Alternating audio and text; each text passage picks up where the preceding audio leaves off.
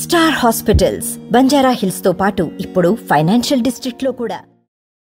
తెలంగాణ రాష్ట్రంలో గత ప్రభుత్వము జిల్లాల విభజన చేసినప్పుడు శాస్త్రీయ పద్ధతిలో జరగలేదని చెప్పి నేటి ముఖ్యమంత్రి రేవంత్ రెడ్డి జిల్లాల విభజన ఖచ్చితంగా అవసరం, శాస్త్రీయ పద్ధతిలో జరగలేదు, అన్ని విచ్చలవిడిగా ఎవరికి అడిగితే వారికి జిల్లాలు ఇచ్చారని చెప్పిన నేపథ్యంలో జిల్లాలకు సంబంధించిన న్యాయ కమిటీలు వేసి జిల్లాల విభజన చేసేందుకు సిద్ధమవుతుంది. దానికి సంబంధించి ఎలా ఉంటే జిల్లాలు బాగుండదనే అంశానికి సంబంధించి నిజామాబాద్ జిల్లాకు సంబంధించిన కమ్యూనిస్టు లీడర్లు ఉన్నారు, వారిని అడుగుదాం.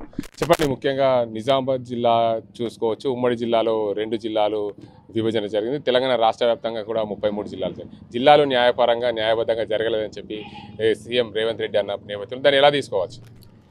వాస్తవానికి ముఖ్యమంత్రి రేవంత్ రెడ్డి గారు ఏదైతే అభిప్రాయంతో ఉన్నారో అందులో వాస్తవం ఉందని నేను అభిప్రాయపడతా ఉన్నాను.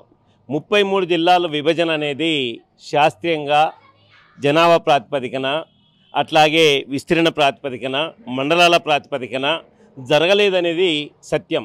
అదే సమయంలో మీరు అడిగినట్లు ఉమ్మడి జిల్లా ఏదైతే ఉందో కామారెడ్డి జిల్లా ఏర్పాటు న్యాయబద్ధంగానే జరిగిందనేది నేను అభిప్రాయపడతా ఉన్నాను. ఈ వెలుగులో మనం ఆలోచించాల్సింది, ఈరోజు అయితే 33 జిల్లాలు విభజన జరిగిన తర్వాత ఈ 33 జిల్లాల నూతన కలెక్టరేట్ భవన నిర్మాణాలు కూడా పూర్తి చేసుకొని ఆ జిల్లా ప్రజలు ఆ జిల్లా అధికారుల దగ్గరికి వెళ్ళే ఒక అలవాటును కూడా చేసుకున్న పద్ధతి మనం చూస్తూ ఉన్నాం. ఏది ఏమైనప్పటికీ కొంత వ్యాపార వర్గాలు అట్లాగే ఉద్యోగులు మానసికంగా సిద్ధపడ్డ తర్వాత ఇవాళ న్యాయపరంగా జరగలేదు, అశాస్త్రీయంగా జరిగింది అని వాస్తవం అయినప్పటికీ ఇవాళ దాన్ని రివ్యూ చేసి దాన్ని కుదించడానికి ప్రయత్నం చేస్తే బాగా నిరసన వస్తుందనేది నా అభిప్రాయం వ్యక్తం చేస్తూ, అదే సమయంలో దీంట్లో రాజకీయ కుట్ర ఉందనేది నేను భావిస్తా ఉన్నాను. ఏంటి ఆ రాజకీయ కుట్ర?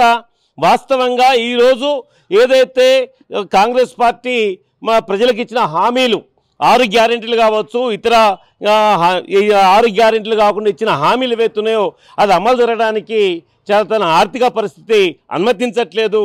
దీన్ని మరొక సమస్యను సృష్టిస్తే ఇది బైపాస్ అవుతుందనే ఆలోచన ఉండొచ్చు అనేది నేను అభిప్రాయపడతా ఉన్నాను. అదే సమయంలో జిల్లాలే కాదు మండలాలు కూడా కొన్నిటిని చూసుకున్నప్పుడు చాలా చిన్న మండలాలని ఏర్పాటు చేశారు. అది అవాస్తవంగా ఏర్పాటు చేసినట్టుగా అసౌకర్యంగా ఉంది అనేది కూడా నేను అభిప్రాయపడతా ఉన్నాను. మండలాల ఏర్పాటు కూడా కరెక్ట్గా లేదు. ఈ జిల్లాలో ఉన్న మండలాలు కూడా రాజకీయ ప్రయోజనం కోసం, ఆ స్థానిక ఎమ్మెల్యే గెలుపు కోసం ప్రయత్నాలు చేశారు తప్ప ఏర్పాటు అక్కడ అవసరాన్ని పట్టి తీసుకున్నది మాత్రం కాదు అనేది రాష్ట్ర వ్యాప్తంగా గుర్తుంది. అందుకని ఈ వెలుగులో మేము కొత్త సమస్యలు సృష్టించకండి ముఖ్యమంత్రి గారు అని చెప్పేసి నేను విజ్ఞప్తి చేస్తా ఉన్నాను. ముఖ్యంగా చూసుకోవచ్చు, మన నిజామాబాద్ జిల్లాలో చూసుకుంటే ముఖ్యంగా 2 జిల్లాలు ఏర్పడ్డాయి. ఉమ్మడి నిజామాబాద్ జిల్లాలో కామారెడ్డి జిల్లా, నిజామాబాద్ జిల్లా. అందులో భాగంగా బాన్స్వాడ నియోజకవర్గం చూసుకుంటే 2 ముక్కలైంది. అంటే అది బాన్స్వాడ నియోజకవర్గ ప్రజలు కొంతమంది నిజామాబాద్ జిల్లాకు రావాలి, కొంతమంది కామారెడ్డి జిల్లాకు వెళ్లాల్సిన పరిస్థితి ఉంది. ఒకే ఎమ్మెల్యే 2 ప్రాంతాలకు కూడా రావాల్సి, అంటే శాస్త్రీయ పద్ధతిలో జరగలేదనే కదా ఇది ముందుగానే నేను నా అభిప్రాయాన్ని వ్యక్తం చేశాను. నియోజకవర్గాల పరిధిలో ఈ జిల్లాల ఏర్పాటు జరగలేదు వాస్తవంగా. అదే సమయంలో ఏదైతే నూతన నియోజకవర్గాల ఏర్పాటు ప్రక్రియ ప్రారంభం కాబోతా ఉంది, అప్పుడైనా న్యాయం చేసే విధంగా ఆలోచించాల్సిన అవసరం ఉందనేది, రాష్ట్ర ప్రభుత్వం నుంచి కేంద్రానికి ఒక సిఫారసు చేయాల్సిన అవసరం ఉందనేది నేను అభిప్రాయపడతా ఉన్నాను.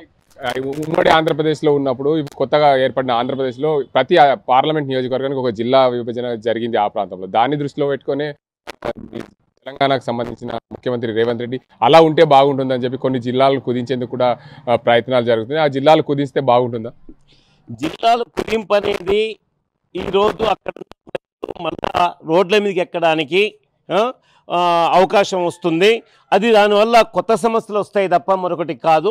నూతనంగా జిల్లాలు ఏర్పాటు చేయకుండా ఈరోజు ఉన్న వాటిని ఏ రకంగా దాన్ని సక్సెస్ఫుల్ చేయాలి అని ఆలోచిస్తేనే బాగుంటుందనేది నేను అభిప్రాయపడతా ఉన్నాను. అంటే మన నిజామాబాద్ జిల్లాలో కూడా కొన్ని మండలాలు ఏర్పడ్డాయి. ఒక మండలంలో చూసుకుంటే 3 ఎంపీటీసీలు ఉంటారు. మండలాల రివ్యూ చేయాల్సిన అవసరం అయితే ఉందనేది నేను అభిప్రాయపడుతూనే అక్కడ మండలాల్లో కొత్తగా రివ్యూ చేసి కలపడం కానీ లేదా పెద్ద మండలాలు చేయడం కానీ చేస్తే కొంత నిరసన వచ్చినప్పటికీ దాన్ని అర్థం చేసే విధంగా లిమిటేషన్ తక్కువ ఉంటుంది కాబట్టి అక్కడ స్థానిక ఎమ్మెల్యే చొరవ తీసుకొని అధికారులు చొరవ తీసుకొని ఆ నిరసన రానియకుండా కూడా జాగ్రత్త పడవచ్చు. అది కొత్తగానే జరిగినాయి, అది సంవత్సరాలు కూడా గడవలేదు.